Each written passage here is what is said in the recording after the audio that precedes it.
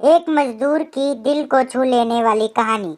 एक बार की बात है, एक बार एक अध्यापक एक संपन्न परिवार के शिष्य के साथ कहीं जा रहे थे। तो उस शिष्य को कुछ मजाक सूझी, क्योंकि उसको रास्ते में किसी गरीब मजदूर के जूते दिखाई दिए।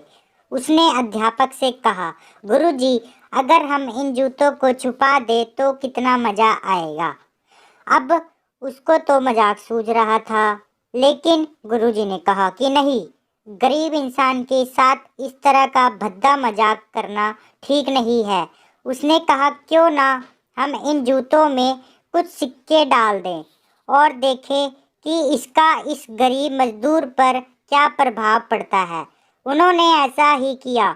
जैसे ही मजदूर अपना काम करके लौटा और उसने एक पाँव अपने जूते में डाला तो उसको कुछ कठोर सा महसूस हुआ। उसने अंदर हाथ डाला तो उसको कुछ सिक्के दिखाई दिए। वह थोड़ा और प्रभु की तरफ इशारा किया। हे प्रभु, पता नहीं किस भले मानुस ने यह सिक्के मेरे जूते में छुपाए हैं, लेकिन जिसने भी छुपाए हैं उसको मेरी दुआ है, ताकि इन पैसों से मैं अपने बच्चों और पत्नी के लिए कुछ खाना और दवाइयाँ ला सकूँगा।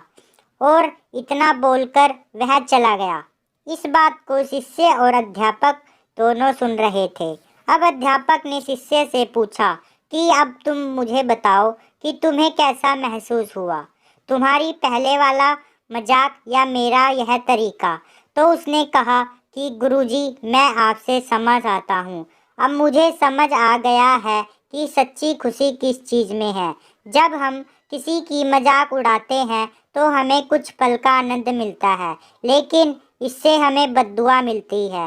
लेकिन अगर हम किसी की मुश्किल परिस्थिति में मदद करते हैं और जिसकी भी हम मदद करते हैं उसको भी नहीं पता कि हमने उसकी मदद की है, लेकिन अंदर ही अंदर हमें पता है कि हमने उस इंसान की मदद की है।